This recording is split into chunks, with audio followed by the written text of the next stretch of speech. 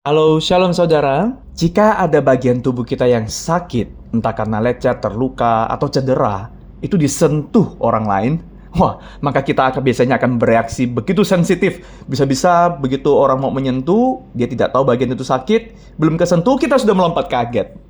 Kita tidak akan sesensitif itu jika bagian tubuh kita yang dicolek oleh orang lain itu baik-baik saja. Kita juga tidak akan menyoroti anggota tubuh tertentu, biasanya sampai ada sesuatu yang salah dengan bagian tubuh itu, misalnya karena terluka ya.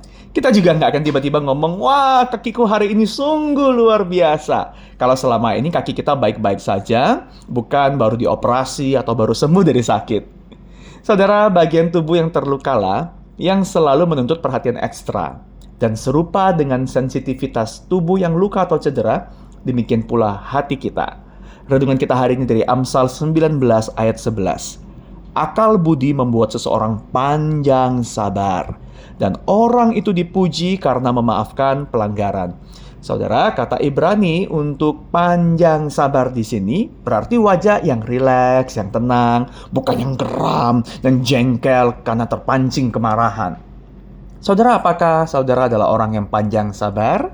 Coba kita jelajahi kebiasaan kita. Ketika orang mengatakan sesuatu yang tidak menyenangkan dan kita tidak suka, apakah kita cenderung menyerang balik? Misalnya, kita dikritik untuk sesuatu, kita bilang, memangnya kamu lebih baik? Memangnya kamu sudah begitu? Ataukah kita bisa memperlambat respons kita, bertindak dengan tenang, bukan malah reaktif? Apa yang membuat kita begitu sensitif dan mudah tersinggung? Kita seringkali merasa bahwa kita itu harus mempertahankan nama baik dan kehormatan diri. Namun sebenarnya, ego kita lah yang begitu sensitif. Ego selalu menuntut perhatian untuk diri sendiri, setiap menit, setiap detik, setiap waktu. Jika kita menyadari bahwa kita cenderung bereaksi sensitif, ini memberitahu kita bahwa ada yang salah, ada yang sakit di dalam diri kita. Saudara, dosa mengacaukan identitas dan nilai yang paling dasar dari diri kita. Kata-kata dan penilaian orang lain jadi amat menentukan nilai diri kita. Jika orang lain memandang rendah, ya kita merasa diri kita rendah.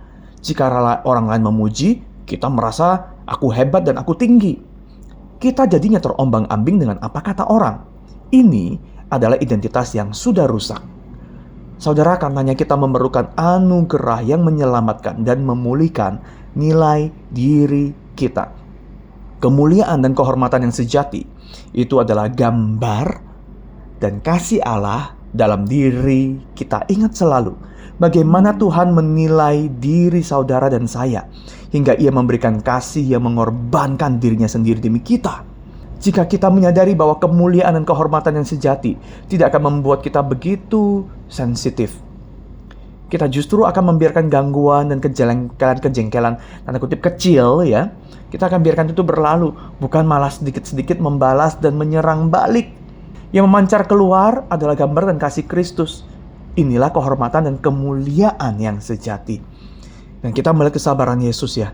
Seorang yang paling pantas untuk membalas, malah dia berkata, ya Bapa, ampunilah mereka sebab mereka tidak tahu apa yang mereka perbuat. Dan itulah kemuliaan sejati yang Yesus tunjukkan. Saudara, apakah kita ini mudah tersakiti, tersinggung, dan terlalu sensitif? Mari berdoa. Tuhan, tunjukkan kepadaku, kenapa aku begitu sensitif dengan seseorang? Kadangkala aku lelah dan tertekan dengan banyak tanggungan hidup. Tapi itu bukan pembenaran dan alasan. Tuhan, Yesus sudah mengalami tekanan yang jauh-jauh lebih besar, namun tidak pernah reaktif menyerang balik dengan kata-kata amarah.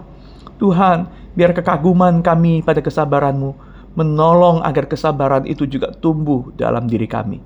Amin.